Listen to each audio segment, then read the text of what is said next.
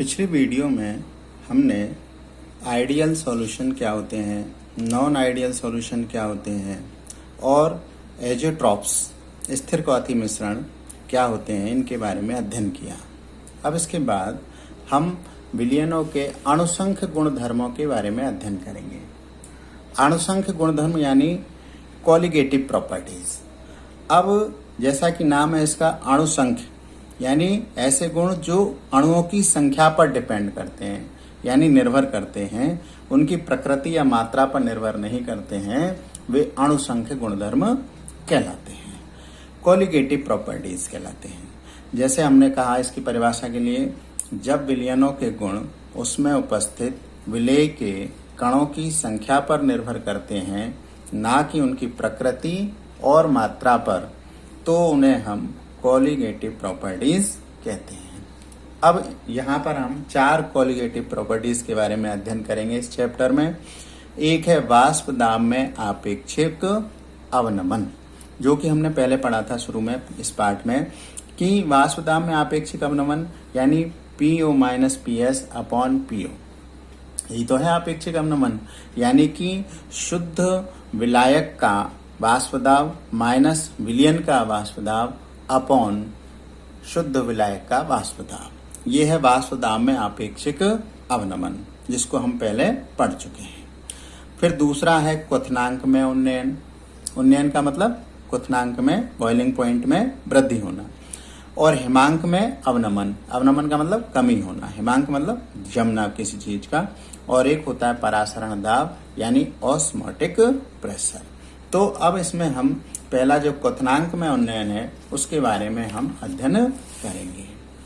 यानी कि क्वथनांक में उन्नयन हो गया एलिवेशन इन बॉइलिंग पॉइंट, ठीक है ना। यानी उन्नयन का मतलब वृद्धि होना। सबसे पहले हम समझते हैं कि बॉइलिंग पॉइंट क्या है, क्वथनांक किसे कहते हैं। अब क्वथनांक का मतलब क्या होगा, जब भी कोई जो वस्तु, जो लिक्विड है, वो क्या होगा, वाष्प में परिवर्तित होगा। तो वाष्प में परिवर्तित कब होगा, जबकि उसका जो वाष्प दाब है तो वो वायुमंडलीय दाब की क्या हो जाए, बराबर हो जाए। तो हम परिभाषा के रूप में हम ये कह सकते हैं कि वह ताप जिस पर किसी द्रव का वाष्प दाब वायुमंडलीय दाब के बराबर हो जाता है, तो वह उसका क्या कहलाता है, क्वथनांक कहलाता है, ठीक है ना, बॉइलिंग पॉइंट कहलाता है, ठीक है। अब हमने प्रारंभ में पाठ के शुरू में क्या पढ़ा था कि यदि मान लीजिए कोई भी हम अवाष्पशील नॉन वोलेटाइल अगर विलेय पदार्थ मिला रहे हैं विलायक में, तो उस परिस्थिति में क्या हो जाएगा, वाष्प दाब कम हो जाएगा। यही तो हमने पढ़ा था, ठीक है ना। तो इसका मतलब क्या हो गया कि यदि शुद्ध विलायक है तो उसका वाष्प दाब तो क्या होगा, अधिक होगा। लेकिन अगर हमने उसमें अवाष्पशील अशुद्धि मिलाई है तो उस विलयन का जो वाष्प दाब है वह क्या हो जाएगा, शुद्ध विलायक की अपेक्षा हमेशा कम होगा। ये अपन ने पढ़ा था, ठीक है। अब हम एक इसमें ग्राफ खींचते हैं, ठीक है। अब वाष्प दाब और ये हो गया टेम्परेचर।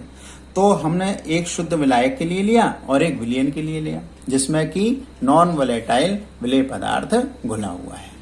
तो ये इस प्रकार से ये ग्राफ आया। तो अब कोई भी जो द्रव है उसका जो बॉइलिंग पॉइंट है वो क्या होगा, वो होगा कि जब वाष्प दाब के क्या हो जाए, वह बराबर हो जाए। वह ताप जिस पर उसका जो वाष्प दाब है वह वायुमंडलीय दाब के बराबर हो जाए, तो फिर वह उसका क्वथनांक कहलाएगा। तो अपन ने ये देखा कि इस प्रेशर पर यानी इस टेम्परेचर पर इसका शुद्ध विलायक का जो वाष्प दाब है वह वायुमंडलीय दाब के बराबर हो जाता है। इसलिए ये हमने इसको लिखा TB नॉट, यानी कि O लिख दीजिए या नॉट लिख दीजिए, TB यानी ओरिजिनल सॉल्यूशन। यानी कि शुद्ध विलायक के लिए ये हो गया टेम्परेचर, उसका बॉइलिंग पॉइंट हो गया, ठीक है।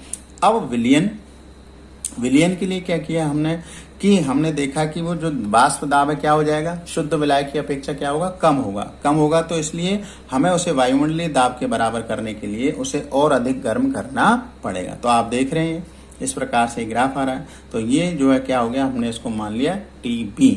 दोनों का जो डिफरेंस है वो क्या हो जाएगा, डेल्टा टीवी, और डेल्टा टीवी को हम कैसे लिख सकते हैं, टीवी माइनस टीवी नॉट, ये लिख सकते हैं अपन।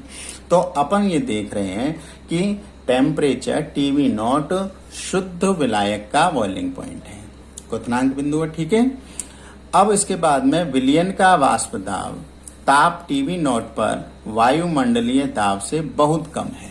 आप देख रहे हैं ये यहां से मिलाया अपन ने, तो टीवी नॉट पर ये जो विलयन का वाष्प दाब है वो क्या है, बहुत ही कम है। अतः इसे एटमॉस्फेयर दाब यानी कि वायुमंडलीय दाब के बराबर करने के लिए अधिक गर्म करना पड़ेगा, यानी इसको ज्यादा टेम्परेचर देना पड़ेगा। और माना हमने इसको गर्म जो किया है वह क्या है, टीवी उसका टेम्परेचर है उस समय, तो वह ताप क्या है, टीवी है। अतः टीवी विलयन का बॉइलिंग पॉइंट होगा। तो विलयन का बॉइलिंग पॉइंट क्या होगा, टीवी, शुद्ध विलायक का बॉइलिंग पॉइंट होगा टीवी नॉट, ठीक है। इसका मतलब क्या हो गया कि विलयन का बॉइलिंग पॉइंट हमेशा शुद्ध विलायक से अधिक होगा, ये अपन ने देखा यहाँ पर। अब इस प्रकार अपन क्या कर सकते हैं कि वाष्प दाब जितना कम होगा, किसका, विलयन का, तो हमें उतना ही उसे अधिक गर्म करना पड़ेगा। इसका मतलब क्या हो गया कि ये जो वाष्प दाब पर डिपेंड करेगा डेल्टा टीवी का मान, ये तो मतलब हो गया। तो इस प्रकार हम कह सकते हैं कि डेल्टा टीवी वाष्प दाब में अवनमन है, कितनी कमी हो रही है, डेल्टा पी पर निर्भर करेगा। अब निर्भर करेगा तो अपन ने क्या लिख सकते हैं इसको, अतः delta TV is proportional to delta P, ठीक है। अब राउल्ट के नियम से हमने क्या देखा कि राउल्ट का नियम क्या था, PO minus P S upon PO बराबर एक्स बी, यही तो पढ़ा था अपन ने। और पीओ माइनस पी एस को अपन क्या लिख सकते हैं, डेल्टा पी, और upon PO is equal to X B. अब पीओ क्या है, शुद्ध विलायक का वाष्प दाब है, जो कि क्या होगा, कांस्टेंट होगा। कांस्टेंट होगा तो अपन इसको कांस्टेंट मान लें, तो delta P is proportional to क्या आ जाएगा, एक्स बी के आ जाएगा यहाँ से राउल्ट के नियम से। तो राउल्ट के नियम से delta P is proportional to X B आ गया, तो हमने डेल्टा पी की जगह पर क्या लिख दिया, एक्स बी लिख दिया। तो हमने कहा delta TV is proportional to X B. X B क्या है, विलेय की मोल भिन्न। अब विलेय की मोल भिन्न को प्रोपोर्शनल हटाने के लिए के लगा दिया। अब विलेय की मोल भिन्न कैसे लिख सकते हैं अपन, विलेय के मोलों की संख्या और बटे विलयन की कुल मोलों की संख्या।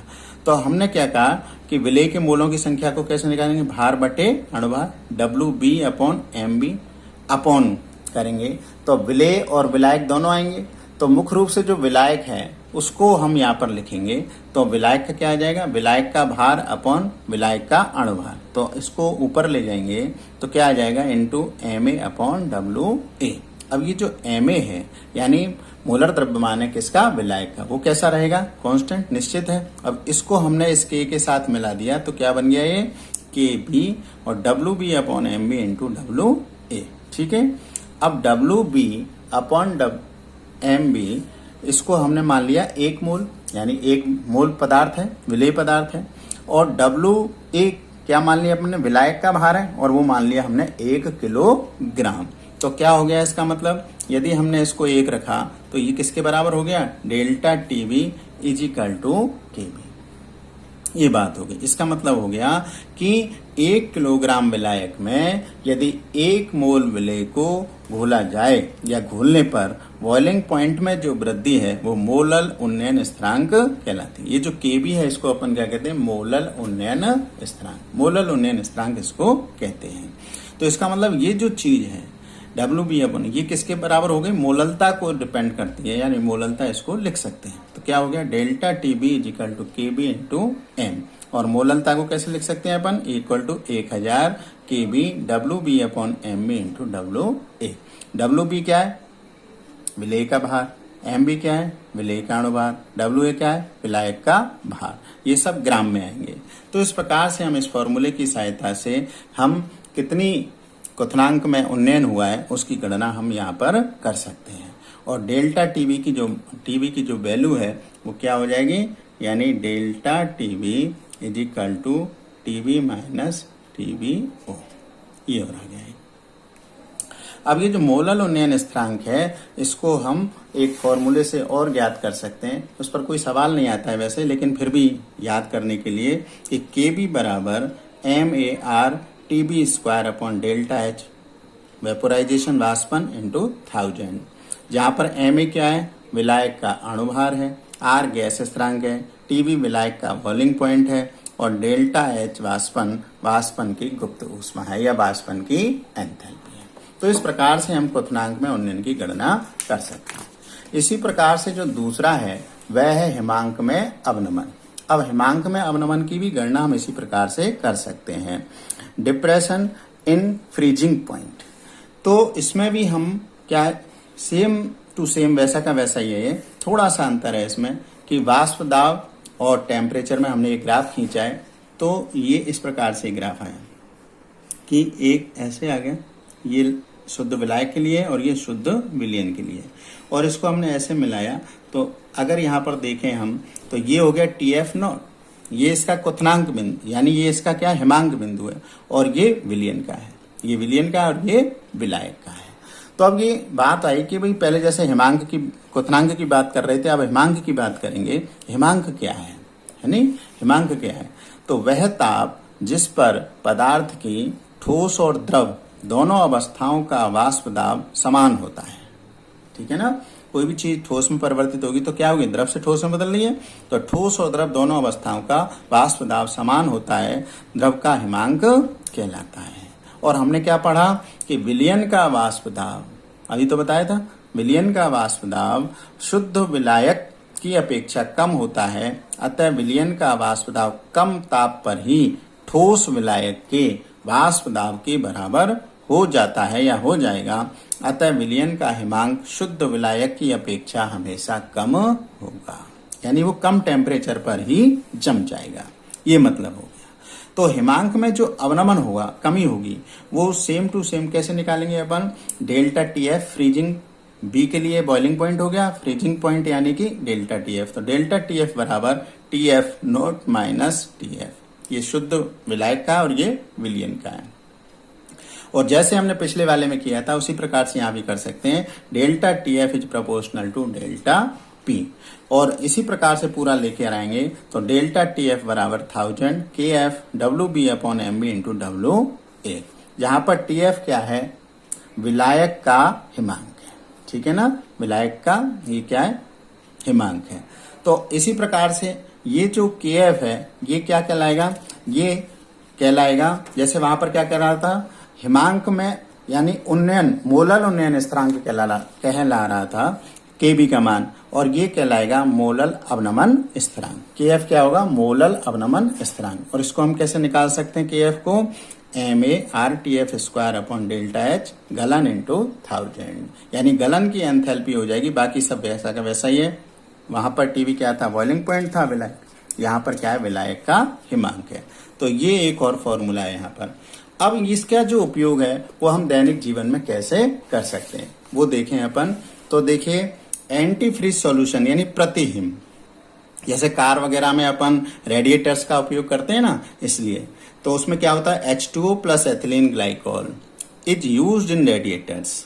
This solution has freezing point lower than 0, यानी 0 से भी कम टेम्परेचर पर यह काम करने लगता है। इसकी मात्रा को H2O में ठीक अनुपात में मिलाकर -48 डिग्री सेंटीग्रेड तक किया जा सकता है। यानी कहने का मतलब अगर अपन पहाड़ों पर जाएं और वहां पर तो ठंड ज्यादा रहती है, माइनस में चला जाता है टेम्परेचर, तो अगर मान लीजिए हमने रेडिएटर के रूप में ये मिलाया हुआ है जिससे कि इंजन वगैरह जो गर्म होने से उसमें रोकने में सहायता करता है, ये अगर मान लीजिए हमने इसको सही अनुपात में नहीं लिया तो वह क्या होगा, रेडिएटर जम जाएगा और इंजन पर दुष्प्रभाव डालेगा। इसलिए हम इसकी मात्रा को संतुलित यानी कि उसको बैलेंस करके -48 डिग्री सेंटीग्रेड तक टेम्परेचर चला जाए तो भी वह नहीं जमेगा, ऐसा हम कर सकते हैं। और दूसरी बात, clearing of ice from road in hills, यानी कि जो पहाड़ी क्षेत्र हैं उन वहां पर जब बर्फबारी होती है, रोड को साफ करना होता है, तो हम NaCl का उपयोग कर सकते हैं या CaCl2 का उपयोग कर सकते हैं। तो NaCl can melt ice eight -21 degree centigrade and CaCl2 is effective in melting ice eight -55 degree centigrade. यानी जो NaCl अगर अपन डाल देंगे वहां पर तो वो -21 डिग्री सेंटीग्रेड तक की जो टेम्परेचर है वहां तक उसको पिघला सकता है जल्दी से, यानी मेल्ट कर सकता है बर्फ को। और CaCl2 अगर अपन डालेंगे तो -55 डिग्री सेंटीग्रेड तक वह उसको मेल्ट कर सकता है, यानी उसको रोड को साफ कर सकता है। तो इस प्रकार से ये जो हिमांक में अवनमन है इसके क्या हो गई, अनुप्रयोग हो गए एक तरह से कि एंटी फ्रीज सॉल्यूशन यानी प्रतिहिम और जो आइस है उसको पहाड़ी क्षेत्रों पर रोड से अलग कैसे हम कर सकते हैं, ये हमने इसके अनुप्रयोग देखे। ठीक है, तो इसके बाद में हम आगे इसके पाठ को पढ़ेंगे। ये दोनों चीजों के बारे में हमने अभी पढ़ा। पराशरणदाब अगली वीडियो में अपन पढ़ेंगे।